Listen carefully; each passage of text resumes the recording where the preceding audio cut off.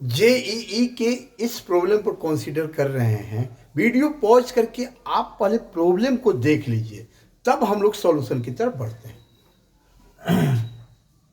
ठीक है, अब बढ़ते हैं। ये एक कैपेसिटर और एक इंडक्टर सर्किट में लगा हुआ है। यहाँ पर ये रेसिस्टेंसेस, सबका रेसिस्टेंस जो है, सबका रेसिस्टेंस आर दिया हुआ है।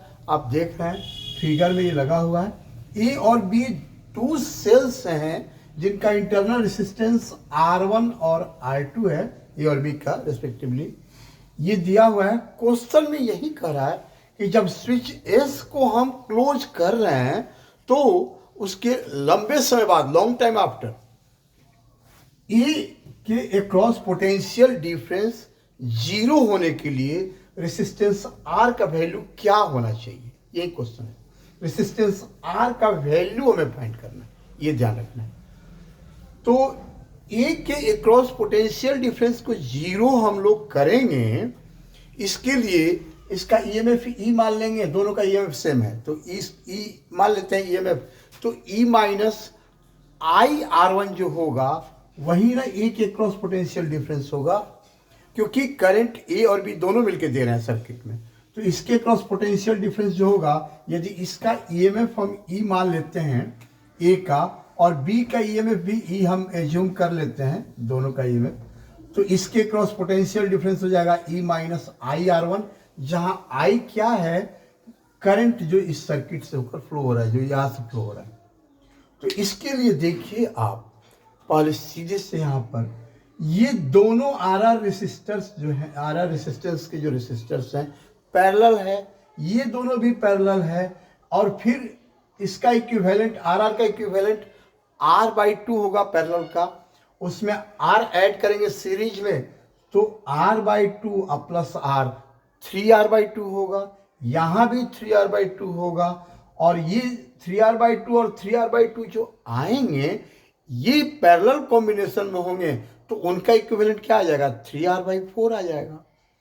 तो ये इक्विवेलेंट रेसिस्टेंस पूरे का आ जाएगा कितना, 3R/4। दूसरी बात अब देखिए, ये यहां पर डीसी करंट है, और ये जो इंडक्टर लगा हुआ है इसके क्रॉस ईएमएफ इंड्यूस होगा। जब चेंज होगा, करंट में चेंज होगा तब ना। डीसी करंट तो कांस्टेंट होता है, तो इसमें कोई ईएमएफ इंड्यूस होगा नहीं।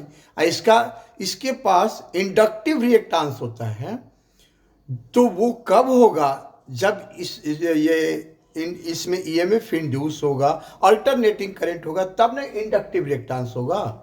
तो अल्टरनेटिंग करंट है ही नहीं सर्किट में, इसीलिए कोई रेसिस्टेंस इंडक्टर के पास नहीं होगा। और जब कैपेसिटर फुल चार्ज होगा, लंबे समय के बाद फुल चार्ज हो जाएगा, तो सारा करंट इंडक्टर से होकर पास करेगा और उसका कोई रेसिस्टेंस नहीं होगा। हो गया, क्वेश्चन का आंसर आपको मिल गया, कुछ नहीं है, सॉल्यूशन मिल गया आपको।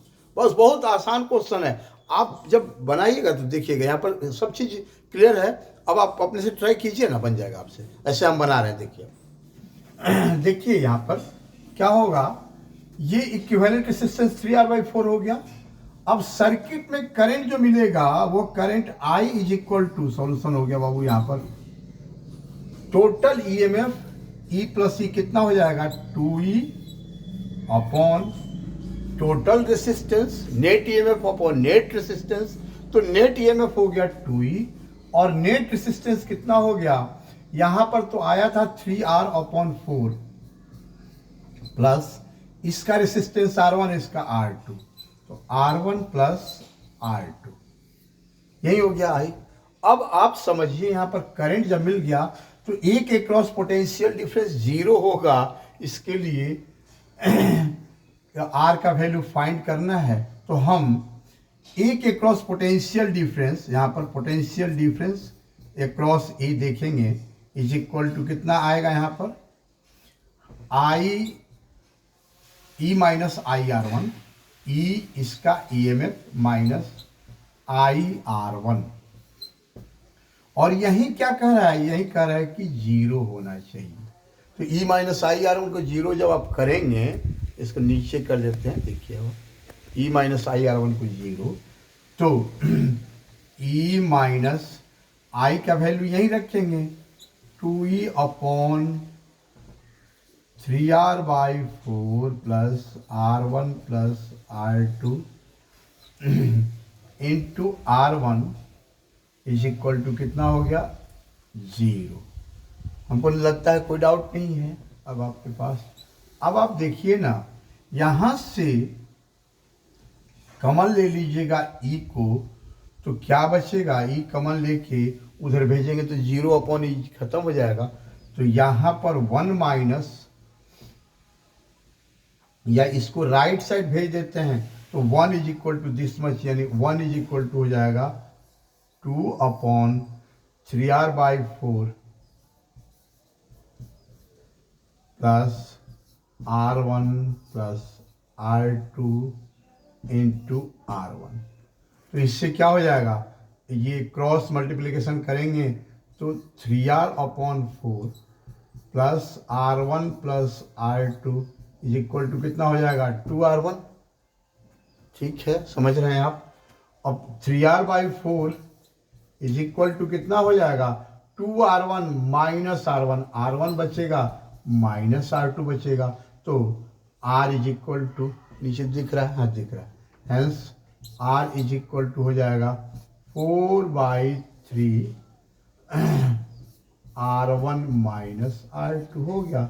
यही तो मिल गया वैल्यू 4/3 r1 माइनस r2। यही सिचुएशन होगा तो बैटरी ए के क्रॉस पोटेंशियल डिफरेंस क्या होगा, 0 होगा। ठीक है, नीट के लेवल का क्वेश्चन है, जेई में पूछ सकता है, भले बात अलग है, लेवल नहीं है नीट के, जेई के लेवल का क्वेश्चन नहीं है, नीट का है। आप मेरा जो ऑनलाइन क्लास चल रहा है, थोड़ा सा एक डेमो करके कभी देखिए। वो सैटरडे संडे को डेमो लेते हैं न्यू स्टूडेंट्स का, जिसमें संडे का डेमो बहुत लंबा हो सकता है। स्टूडेंट्स जहाँ से मन करे वर्ल्ड के किसी बुक से, या जहाँ से मन के किसी कोचिंग के मॉड्यूल असाइनमेंट से प्रॉब्लम्स पूछ सकते हैं, या जो भी कॉन्सेप्ट है जेई और नीट के सिलेबस उसी को ध्यान में रखते हुए कहीं से भी क्वेश्चन पूछ सकते हैं, या कोई भी थ्योरी या कॉन्सेप्ट पूछ सकते हैं 11th-12th में किसी का भी, जेई और नीट के सिलेबस के अकॉर्डिंग, सैटरडे संडे को। और उसके बाद मंडे से वो क्लास में डेमो करेंगे, उसमें क्लास में रनिंग जो टॉपिक होगा उसके अकॉर्डिंग आगे बढ़ेंगे हम। और जब 1 महीना पूरा होगा तब तक उनका डेमो ही जैसा होगा, उसके बाद ही फी भेजना है। और हर मंथ लास्ट में फी भेजना है। उसमें कोई फी के लिए कोई मतलब ये नहीं है कि हाँ ऑनलाइन फ्रॉड जैसा आपके साथ होगा, वैसा कुछ नहीं होगा। दूसरी बात ये होगी कि हम जो स्पेशल बैच में पढ़ाते हैं, फी थोड़ा ज़्यादा है, लेकिन 20 स्टूडेंट्स का स्पेशल बैच होता है, उससे अधिक स्टूडेंट्स नहीं रखते हैं। और उसमें सारे बच्चों का ऑडियो ऑन म्यूट होता है, म्यूट नहीं रखना है, ऑडियो को ऑन रखना है, वीडियो म्यूट रहता है। और यहाँ पर हम एक एक स्टेप बोर्ड पर लिखते हैं, बच्चों से डिस्कस करते रहते हैं, समझते हैं बच्चे, नहीं समझ रहे हैं बच्चे, अपना बोलते रहते हैं। कोई मैसेज नहीं करना है, डायरेक्ट आपको हमसे बात करना है, डिस्कस करते हुए पढ़ना है एक एक स्टेप।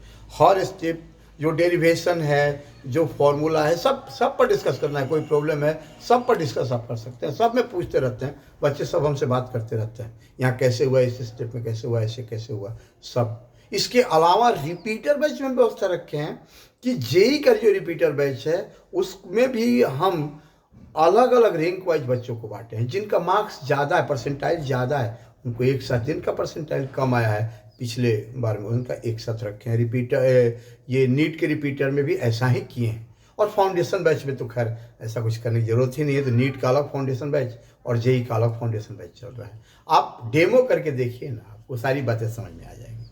Thank you.